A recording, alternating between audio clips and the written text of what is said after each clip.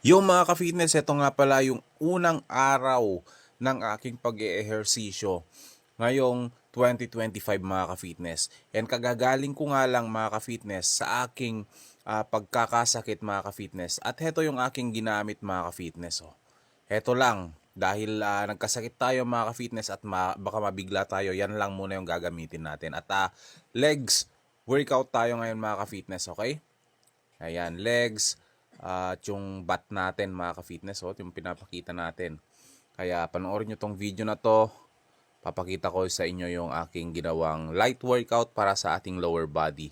At yan, nag-warm up muna ako mga ka-fitness. Mainam ito para hindi mabigla yung ating katawan at dahil kakagaling lang natin sa sakit, kailangan mas mag-warm up tayo ng mas maigi mga ka-fitness. Nang sa ganun, maging ready yung ating katawan mga ka-fitness. Okay?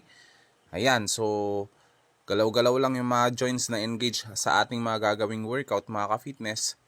Ayan, para ma-stretch at ma-warm up yung ating mga joints at muscle. At eto nga quads yung aking unang workout. So, paano gagawin yan? Ito, Gobley squat, ang tawag ko dito mga ka-fitness. May hawak-hawak kong weights mga ka-fitness para ma-perform ko yung Gobley squat. So yung tinuturo ko nga kanina, yun yung target muscle natin mga ka-fitness dito sa workout na to. So yung nagawa ko ata dito mga ka-fitness ay 15 to 20 repetition mga ka-fitness at ginawa ko to ng 3 sets. Okay? Mainam yan mga ka-fitness para gumanda yung inyong mga quadricep. Ayan. Ayan mga ka-fitness. Okay? Ayan. So, next workout mga ka-fitness para sa inner leg naman natin. Yan yung tinuturo natin yan mga ka-fitness. Okay?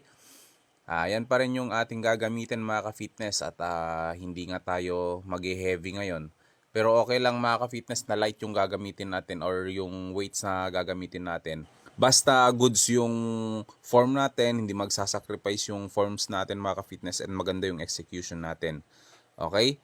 And ayan, naka 15 repetition ata ako dito mga ka-fitness at ginawa ko to mga ka-fitness ng 3 sets lang din. Okay? Dahil hindi natin dapat bibiglain mga ka-fitness, no? Dahil kakagaling lang natin ng sakit. Ayan, so 15 to 20 repetition yung nagawa ko dyan. Okay? And ayan, para naman dito sa hamstring natin, yung tinuturo natin mga ka-fitness, yung next workout natin. At meron akong stick dyan mga ka-fitness para ma-elevate yung toes natin para mas maging maganda yung pagka-stretch ng ating hamstring. So ganyan ko nga siya pina-perform mga ka-fitness, oh. Ayan. So, ang tawag ko dyan is straight leg deadlift, single leg, mga ka-fitness. So, nakagawa ako ng 8 to 12 repetition dyan, mga ka-fitness. Sobrang sakit din yan, mga ka-fitness, kung pe-perform nyo. And syempre, mga ka-fitness, kabilaan yan. Kung ano yung ginawa nating repetition dun sa kabila, ganun din yung gagawin natin, mga ka-fitness, dito sa other side. Okay? Ayan, mga ka-fitness. Sobrang solid tong workout natin. Kung gusto nyo i-workout yung hamstring nyo, gawin nyo lang to mga ka-fitness. Kahit light lang yan mga ka-fitness, mas nagagawa nating mas advance yung technique pag single leg yung gagawin natin. Okay? Ayan. So, next naman para sa bat naman yung tinuturo natin mga ka-fitness. Ayan. So, ang gagawin lang natin, ayan, hawakan natin yung weights and kailangan natin ng papatungan or tungtungan ng ating nasa likurang paa mga ka-fitness para may perform natin yung Bulgarian squats mga ka-fitness or yung split squats. Okay? Yung tama nito mga ka-fitness, ulitin ko sa bat. Okay? And make sure mga ka-fitness na kapag pinerform nyo to, yung katawan nyo ay slightly lean forward. And syempre kabilaan yan at ginawa ko yan ng 3 sets and consist of 10 to 12 repetition each leg mga ka-fitness. And next mga ka-fitness, ito, calf raises mga ka-fitness. Okay, hindi mawawala yan sa workout ko sa leg mga ka-fitness or lower body workout.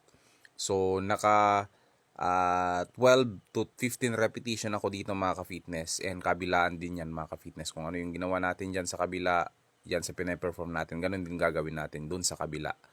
Okay? Ayan mga ka-fitness, natapos na yung workout natin and yan, boom na boom mga ka-fitness, oh. Ayun, oh.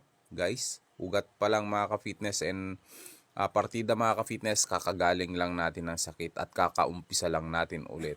Okay guys, so this is my first workout ng 2025 mga ka-fitness. Let's grow!